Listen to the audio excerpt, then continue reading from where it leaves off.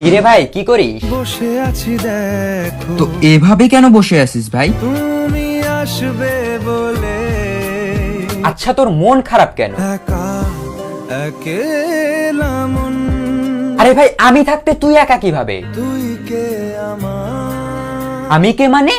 আমাকে তুই ভুলে গেলি? না রে না ভাই তুই কি তোর লাইফে ভালোভাবে বাঁচতে চাস না? বেঁচে থেকে লাভ কি বল বেঁচে থেকে লাভ কি মানে?